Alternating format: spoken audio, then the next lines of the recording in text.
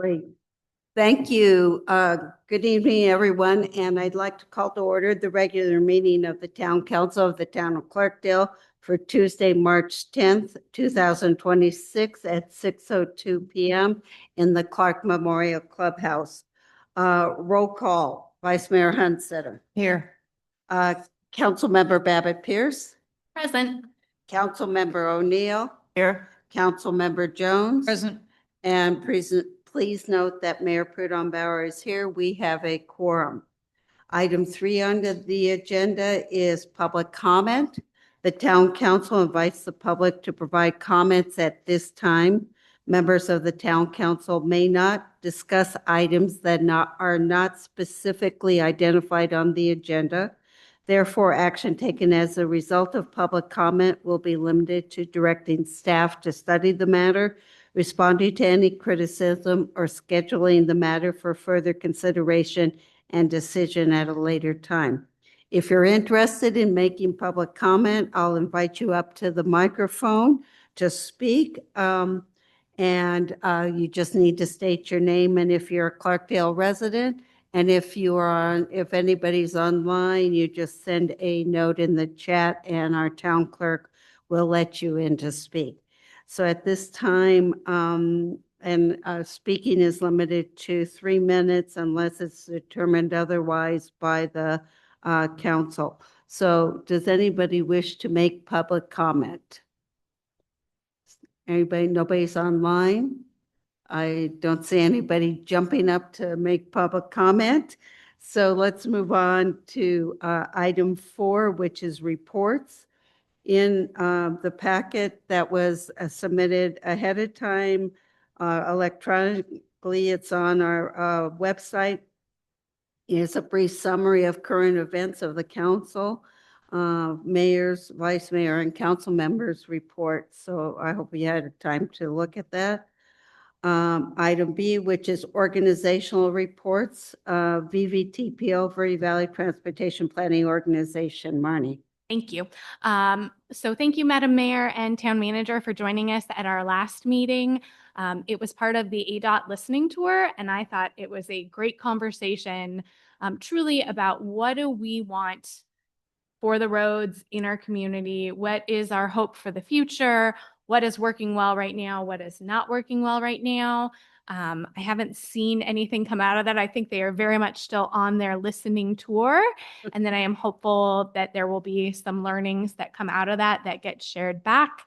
But I felt like that was a really, really great conversation. And I hope that the new VVTPO framework will continue to have such great conversations about issues impacting transportation in the entire valley. So thank you. Thank you.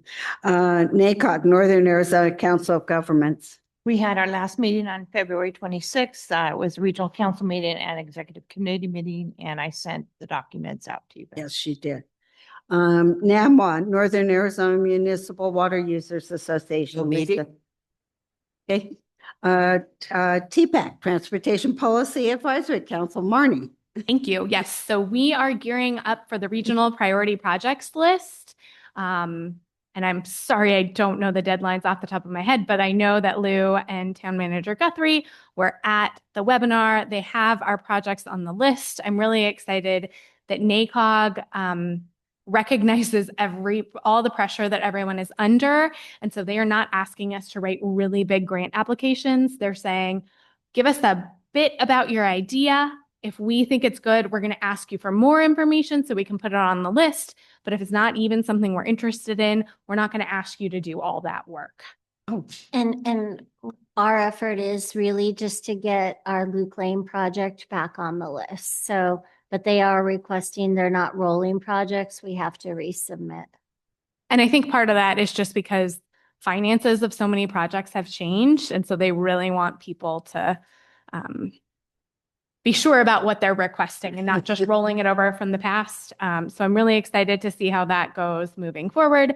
And we do have a meeting again on Thursday, so more to come. Great, thank you. Really good. Verde Front Leadership Council, we did have a meeting on February 17th. It was actually 2 meetings. The morning was the partners meeting where We looked at what the partner groups are doing and whether they should continue or have some new direction. In the afternoon was the Leadership Council meeting, and that took an interesting spin. We're going to take some time, the Leadership Council, to really look at, reevaluate what the council is doing, what our focus is doing, and define values and new deliverables to the communities, because there is a lot of questions being asked about what is it that we do other than report out. So it's a really valuable moment for us. I believe we're meeting like April 2nd to have that just really hard discussion about what is the value of Verde Front and how do we go forward. Not that there's some good work being done, but we're seeing quite a bit of overlap with a number of other committees, Sustaining Flows being one, some of the regional mayors and managers meetings and other meetings. So I think it'll be a very interesting and hopefully productive outcome. Sustaining Flows, Laura. We met on March 2nd. The mayor and I attended, as well as Lou, Director of Public Works. There was some discussion about the watershed report card. Sustaining Flows has developed its own website, which really, I think, and I'll share that out with everybody, it really gives you a good idea about what's being done across the region around this, because it is a pretty diverse portfolio. And for example, we'll be meeting here in Clarkdale at the next meeting, and we're going to be doing a lot of work around effluent at that next meeting. So I think instead of trying to read down a list for all of you, I'll send out the notes to you and I'll send out the link, because that will give you a better idea. But I find, I don't know, Mayor, I think that was your first meeting attending. It is a good, actually nitty gritty, do the work meeting. And so you always feel like you've come away with something positive from it. And if I can briefly comment on that, two reasons I wanted to attend. One was they had some really interesting speakers Mhm. going to be there, and so that's why I attended. But also it gave me some good insight to take back to Verde Front. Yeah. And that was really helpful for me because I got to see what Sustaining Flows. I don't go to it, but it really helped me now kind of get a picture of what I can take back to Verde Front. So yeah, it was a very valuable meeting. Thank you. Yavapai Communities for Young Children. No meeting. Okay. The Vulnerable Road Users. No meeting. Meeting. Okay.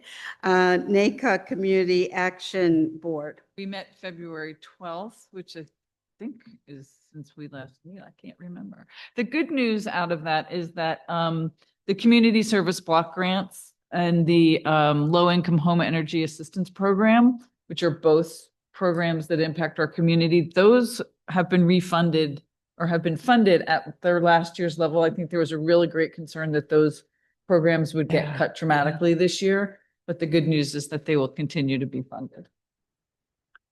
Great. And the Yavapai County Water Resources Open Space Committee will be meeting March 31st. Yeah, March 31. Okay. Let's move on to the consent agenda. We have two items on consent agenda this evening. One is approval of the minutes from February 19th, our special meeting, and the regular meeting held on February 24th. And item B is Resolution 1754, which is ratification of a ministerial correction to Resolution 1751, which was in the fee schedule. Is there anyone who wishes to pull either one of these items for discussion? No. Okay. If not, I will take a motion to approve consent agenda items. So moved. Who's, second? Second. It's been moved by Councilmember Babbitt Pearson, seconded by Vice Mayor Hunsetter to approve the consent agenda items A and B as presented. All those in favor say aye. Aye. All those opposed? Hearing none, motion carried. Thank you. Okay, let's move on to new business. The first one is Resolution 1755, approving the sale of real estate property. And this is to discuss, consider, and act upon this resolution regarding the sale of certain real estate property, APN 400-06-027B. And Town Manager Guthrie is speaking to this. Thank you, Mayor. So if you recall, we had done, I think 3 years ago, a land swap in which we gained ownership of Minot's Trail, which was wonderful. But after we obtained ownership, we found out that there was a piece of Minot's Trail that the property came over with, to us in that land swap. But there was a warehouse on that property that was separately owned. Which is an unusual situation, but occasionally it happens. And it dated back many, many, many years. And there had been a contract between the railroad and the warehouse owner for many years where they leased the land underneath the warehouse from the railroad. So upon gaining ownership of Minot's Trail, we extended that contract.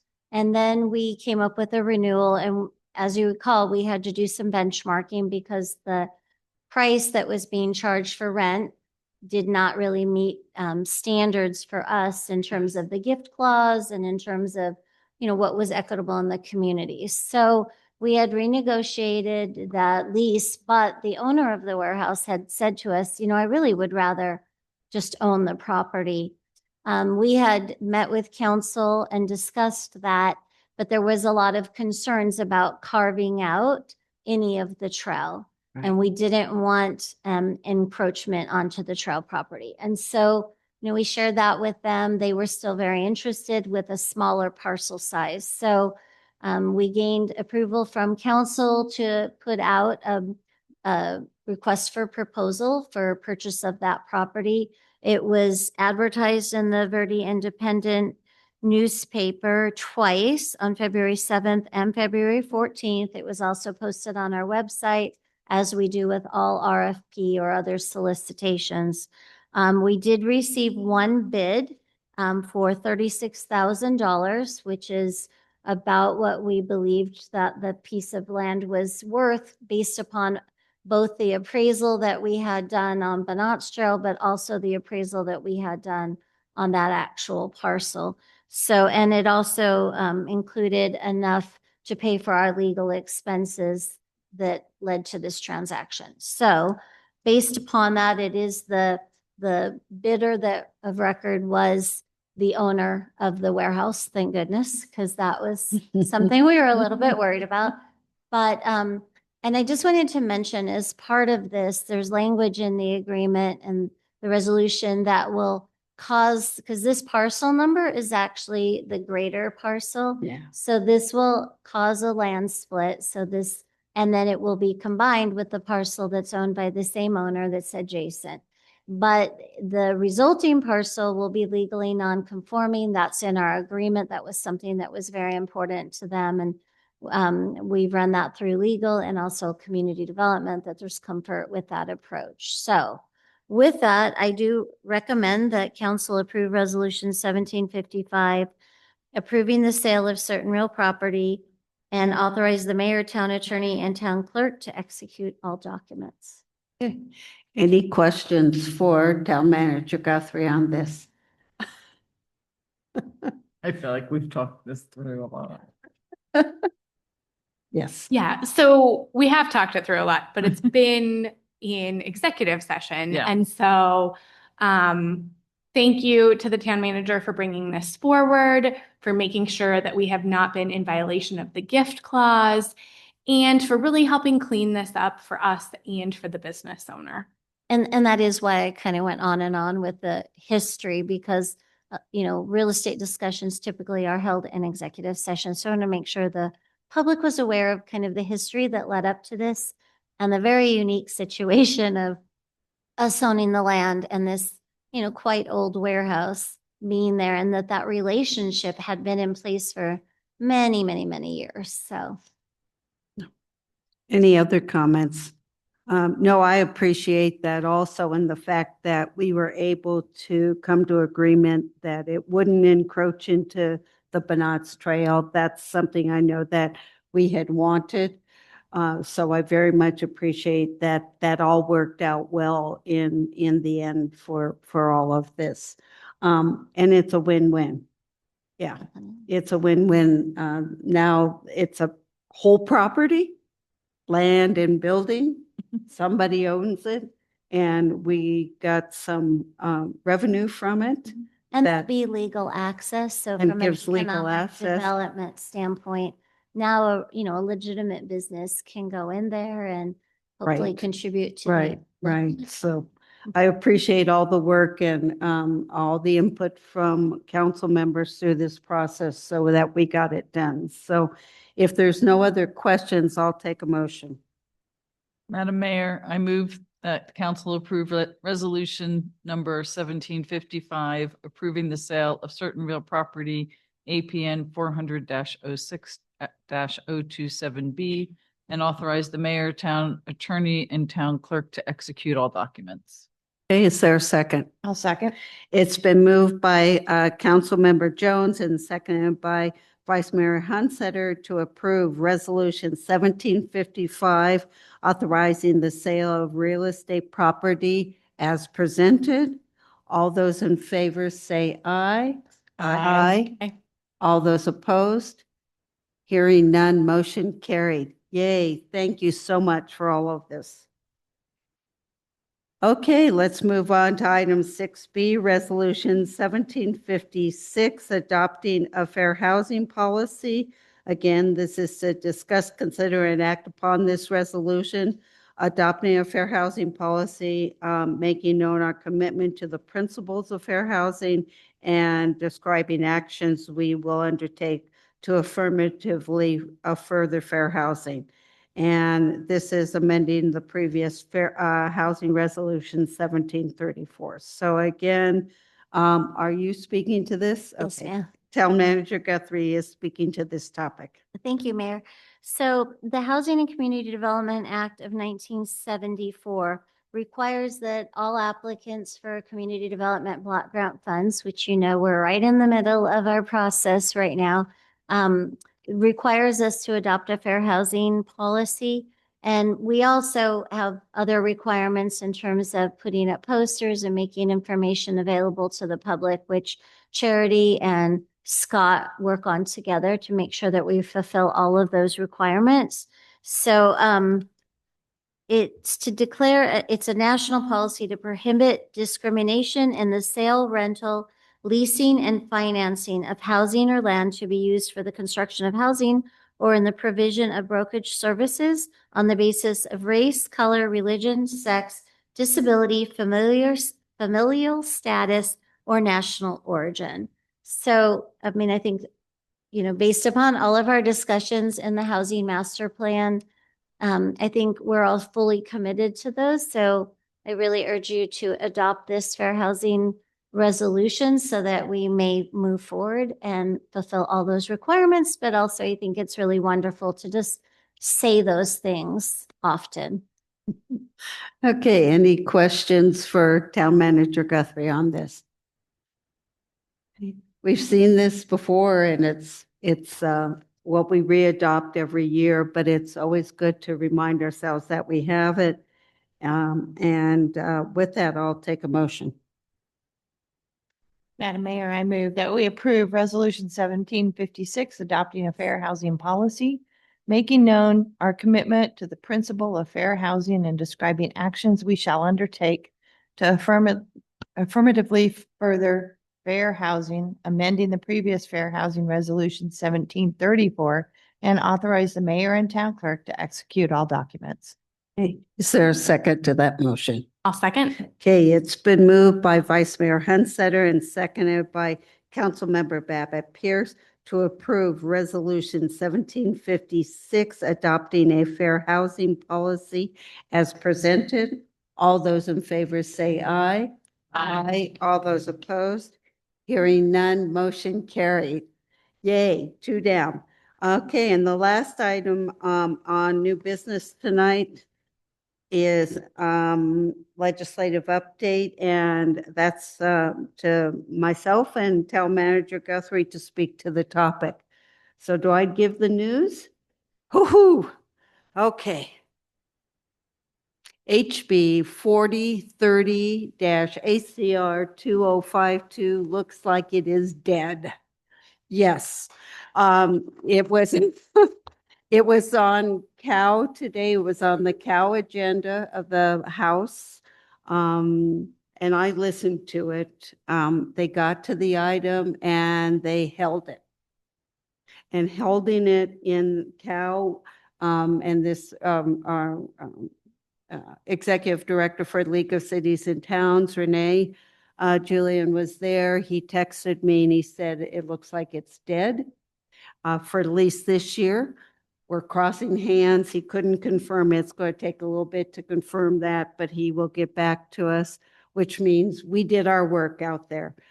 He said in his text to me that there were 6 to 8 Republicans that were voting no. That's considerable because it was 4 when it was in Cal last week, and they held it for reconsideration. This was a vote of reconsideration today. So yes. So that everybody knows what you're talking about, would you please review what that would have meant to us? What that would have meant to us if that would have been a 4-year moratorium on fees, assessment, and taxes for all municipalities and county throughout the state of Arizona. And it's not that we enjoy raising fees, taxes, or assessments, but we need the ability to be able to cover the costs of things like water and sewer. That's a fee for service entities, and we need to cover those costs. We periodically have to raise those fees. We went through a long process here of rate increase, 2 years ago now, and where we are The raising them multi-phase every year, and this would have stopped that. And then if we couldn't meet our obligations for covering the costs, maintenance and operations, that would have come out of our general fund. And my argument to people were our general fund, if you take away our transfers and contingencies, is only about 6 million. Our wastewater and water fund is 11 million. So pulling money out of general fund to cover a service that is to be paid by user fees would have been detrimental. It would just basically said, why are we in business? I'm going to jump in Yeah. because I just really must say how thankful staff is to the mayor, and I hope the whole community is thankful to her because there were several bills, but 2, really 3 incredibly egregious bills that would have done what's the word? Thank you. Irreversible damage, irreparable damage, I think is what I was thinking. But yes, same thing to our community. And it was an interesting dynamic that we kept reading them and, getting concerned about them. But I don't know, it just didn't feel like the state was mobilizing. And so the mayor really became almost the poster child for fighting this bill. I mean, here we are, little tiny Clarkdale. And it was her picture and her quote on all of the social media that was coming out of the league. She was interviewed by the Capital Times and others. She mobilized Gamma. She's president of Gamma. She also sits on the executive board for the League of Arizona Cities and Towns. And so she really played a huge role in getting other cities to pay attention to this bill that, I mean, it would have been catastrophic for us because our wastewater, as you know, we just got it into the black.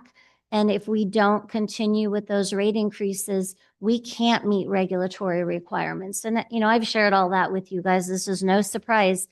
But the fact that the state was going to mandate that when they had raised our rates 1,400% over the last 5 years for ADQ fees is outrageous. And so I just really want the community to know and, really thank the mayor for stepping out and, being the leader that we need in this state and, drafted an op-ed. I don't think we're going to have to do it, but it's ready to go. She sent, we had meetings with our representatives and gave them really strong talking points about what's the true impact of these bills on our community. And I mean, it really helped. And, both of our representatives crossed the aisle to vote against these bills. Yeah. That was both Yeah, Representative Bliss. And Gwen, which I do want to call out and say thank you to them because that was huge. The rural communities really stepped up on this because the rural communities were going to feel the biggest impact of all of this. And that says when we work together, we can make a difference down at the Capitol. So that was great. And I didn't have to travel down there. That was even better. But also the op-ed piece that we put together was put together by all 5 communities. So everybody shared their story, their voice of what it would do for Cottonwood, for Jerome, for Sedona and Camp Verde, as well as Clarkdale. So But it was great. It was a collaboration and just takes us getting the word out. Yeah. And it was so interesting because there were like 3 amendments that were going to be proposed today. The author of the bill refused to talk to the League of Cities and Towns. They cut us out of every discussion in all of this, which was really hard. So we had to launch this kind of campaign to get the word out. I wasn't the only one. Another small municipality, Superior, Mila Bessage, was the other one who was out there. So these are the small communities talking about the impact of this bill. But there are a few other bills. I don't ever feel relaxed until This session. Yeah. over. But Yeah. but I mean, this session I think was frightening, the attacks on rural Arizona. And I mean, one of the bills, the TPT bill, would have cost us $500,000 in annual revenue out of the general fund. And it's been year after year that they're chipping away at our revenue streams. And that bill is also dead. It died in Cal also, which was great. And again, our state representatives, Bliss and Gwynn, voted against it. Yes, again, they had our backs, and I thanked them in an email yesterday. I texted Representative Bliss today before the committee for the committee of the whole meeting, just to say no. If this had come up for discussion, no.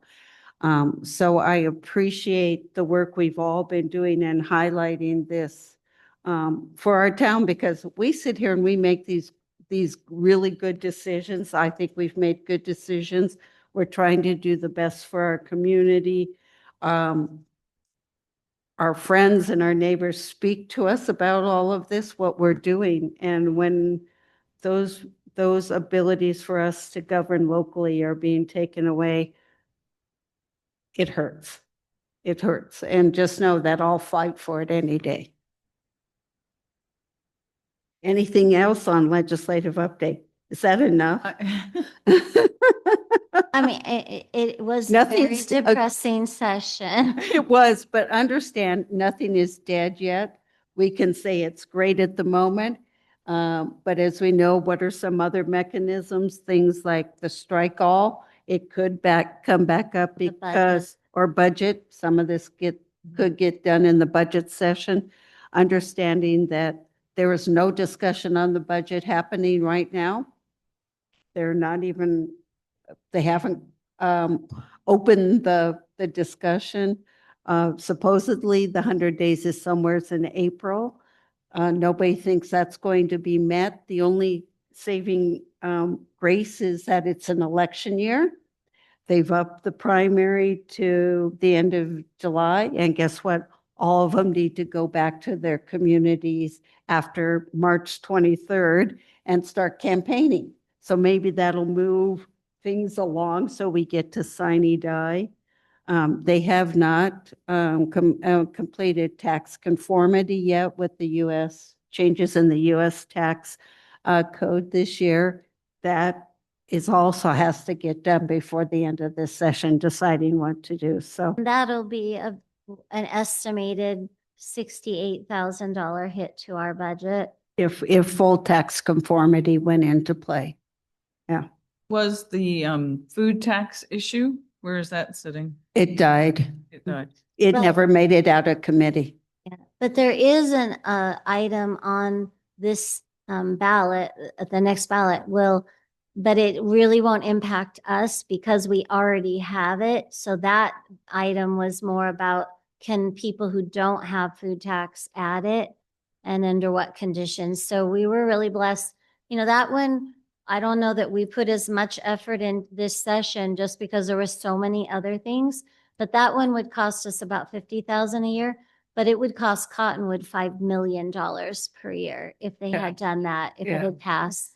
And what they are doing, and a lot of these really detrimental bills, is they're running the bill, but they're also running a HCR, which puts it on the ballot. And, you know, that's because they're concerned that the governor would veto a bill. And so that's like a secondary thing that bypasses the governor. So, Go straight to the ballot. yeah. A couple of good things, a couple of our league resolutions have moved forward. The municipal district bill that Camp Verde has pushed forward. Bliss is the sponsor for it, has made it through the House and is going over to the Senate. So it did pass through. That one we do want to see go through because it'll help Camp Verde with their expansion of their sewer system. And it could be a mechanism we could use down the road. It's really some changes they made in municipal districts a while back that needed to be amended, took away some things that didn't help that process any.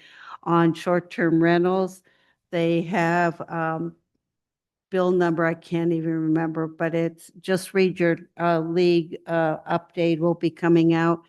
That one, they had heavy negotiation with the industry who put a lot of pressure. They made a small step is going forward this year of dealing with violations to the permitting process, I believe. But you know, it's a continuing a heavy lift. And I know that City of Sedona is going to be putting out an article that they're not against short-term rentals. We just want local control. And it's a nice article. I got a chance to proof it today. You know, there's things moving in the legislature that are very good for us. Many of our resolutions have moved this year more than we've seen that happen. League of Cities and Towns resolutions, that is. But it's some of these other bills that just keep us awake at night. So with that, anything else? Nothing? Okay. So thank you for letting us have a good moment this evening. Let's move on to item 7, which is a possible vote to enter into executive session. The council may vote to discuss the following matters in executive session pursuant to ARS Section 38-431-03A3, discussion and consultation for legal advice with the attorney or attorneys of public record of the public body and/or ARS Section 38-431-03A7, discussions and consultations with designated representatives of the public body in order to consider its position and instruct its representatives regarding negotiations for the purchase, sale, or lease of real property. The item on discussion tonight is the Bitter Creek Bridge right-of-way. So with that, I will take a motion to enter into executive session. So moved. Is there a second? A second. Okay, which, it's been moved by Vice Mayor Hunsucker and seconded by Councilmember Babbitt Pierce to enter into executive session. All those in favor say aye. Aye. All those opposed, hearing none. We are now in executive session at 6:37 PM. We will be leaving the room, going into our room back there, and you can stay here and we'll be out after our discussion. Thank you. Okay. 17:53. Correct.